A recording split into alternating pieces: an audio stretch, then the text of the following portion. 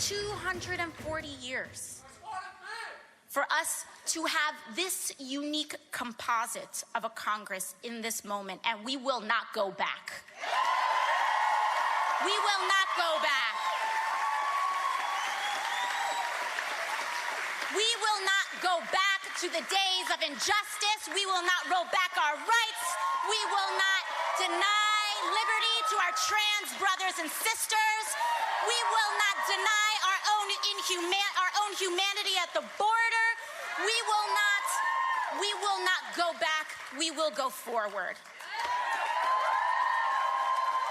But we sure as hell will not stand still. We are back with more on the fallout from Donald Trump's racist tweets and attacks against freshman House Democrats of color. Joining me now, Nayyera, former State Department senior advisor, Kurt Bardella, president and CEO at Endeavor Strategies, and Tim Wise, anti-racism educator and author of White Like Me. Tim, I'm going to go to you first. Here's Donald Trump doing what I call the full Charlottesville, where he at first did what he was told and sort of seemed to pretend to take back what he did, and then he said, no, good people on both sides. Here he is. President Trump, you said you were unhappy with the chant.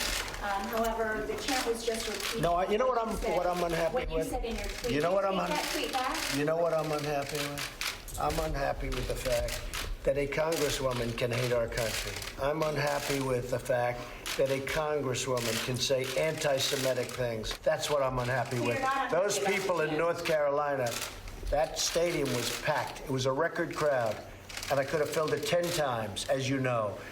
Those are incredible people. Those are incredible patriots. Tim, just from having interviewed you for the book, we talked about you as a very young man, you were practically a kid, worked against David Duke's attempt to get elected statewide in the state of Louisiana. Can you just talk a little bit about why that kind of a person? He got like 2/3 of the white vote at the time, even though people knew what he was and who he was, and that he was a KKK Grand Wizard former. How do people appeal on that basis of race when, as you've said, most people don't want to be seen as racist? Right. Well, it's something that Brother Cadial said in the last segment, that in reality, this is the oldest play in the playbook, right? Manipulating white racial fears with talk of how those people are the reason you don't have a job, or those people are the reason your kid didn't get into college, or those people are the reason your taxes are too high. That's stuff that is, Donald Trump didn't create that. He didn't invent that. David Duke certainly didn't either, but both played upon it. And I think what both Duke understood and what Donald Trump frighteningly understands is that, contrary to the belief of a lot of old-line Republicans who apparently still believe that the Republican base sits around reading Milton Friedman and Ayn Rand and Kevin Phillips, what Duke understood and what Trump understands is that the base increasingly isn't doing that. They're sitting around reading Reddit threads about Hillary Clinton's child sex dungeon and Facebook posts from their Uncle Cooter about how Sharia law is going to take over Rivertown. These are people who are not believers in small government or low taxes. It is increasingly a white identity cult. And unless the rest of us understand that, including Democratic candidates, and talk about this election as the existential threat that it is to pluralistic, multicultural democracy, we're going to lose. We're going to blow it, because they are motivated by that belief that the America they love is being lost. We had better take the election just as seriously, and it's not going to be done with a bunch of great policy papers and policy positions. It's going to be done the way it was done in Louisiana, making people understand that David Duke was a threat to the America that we care about. Donald Trump is also that threat. Well, Kurt, to that very point, Donald Trump took all the policy stuff off the table, right? Democrats who completely oppose all of these for women's ideas on policy, that is off the table. Donald Trump has said this is about what they look at them. It is about look at them. They are black and brown. That's what this is about. He's made that very clear. But, the Republican Party, and you were in it, or at least advising, and you were a Republican. Right.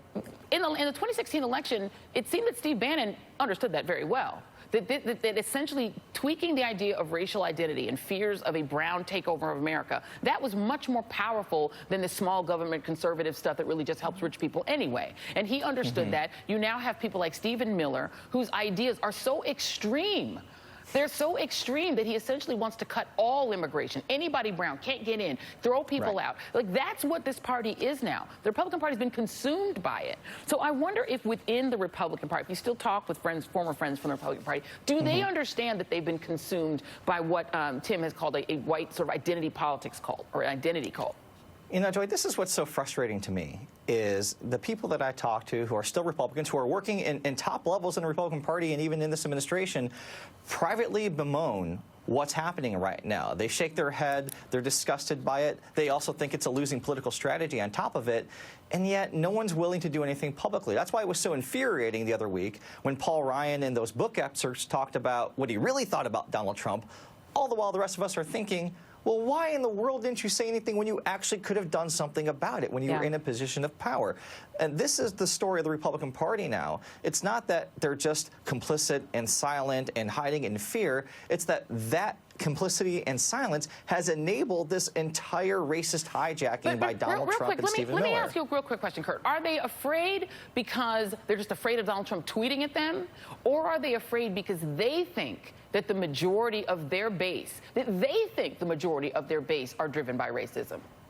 Oh, I think it has more to do with the base than it does even with Donald Trump. I mean, we've seen for years, Joy, even going back to the earlier part of the decade with all the Tea Party stuff that we saw, that there is a population within the Republican Party that shows up in primaries, that shows up and moves the agenda so far to the right, that if you cross them, they will try to take you out. Remember when Eric Cantor lost his primary to David Bratt? Right. And that issue, the one that did it for him, it was solely driven by immigration.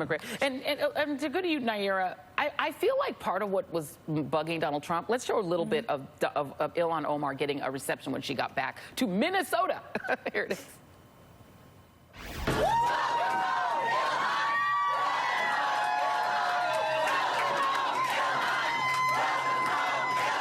I mean, her base is majority white.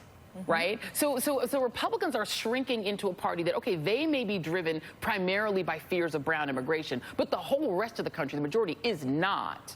And so I wonder what is your calculation on whether or not Trump can actually really win this way, and what Democrats should do in response? It's so funny to hear, in light of the Trump rally, several pollsters saying, well, Democrats need to keep talking about health care, when clearly health care and good policy is not what's motivating Republicans to turn out at this point at these rallies for Donald Trump. It's very clearly, he doesn't talk anything about a policy. He's not talking about taxes or health care or small government. He's talking about identity politics, and it's what he's using to motivate his base, when the irony is, majority of America is actually very comfortable with the idea of a black president. He was the most popular president we had. What Donald Trump is getting at, though, is the passive racism that exists in our country, right? If you're not wearing a hood or a swastika tattooed on your arm, people walk around thinking, can't possibly be racist. Right. But the second that somebody is competing with you on equal playing field, people start to bring out these passive racist tendencies. That's fundamentally what I grew up around in a Trump voting district. My parents still live there as immigrants. So we see this type of passive racism on a day-to-day. What foreign leaders do with this is entirely different. They've actually always thought that America's competitive advantage was the ability to integrate and to take new ideas from all over the world and make them American. Yeah. Trump is now putting us in the position of becoming less competitive economically, socially, in all sorts of ways, because he's trying to reverse back the clock. Yeah, absolutely. And you know what? No president has done that. Like, that's the thing that's different about him, is he's just saying, lean into your anxieties, lean into it. That's what he's doing, which, you know, no president has ever done that particular thing. We had some racist presidents. Nayyera, Kurt Bardella, Tim Wise, thank you guys very much for coming up. Donald Trump's racism unites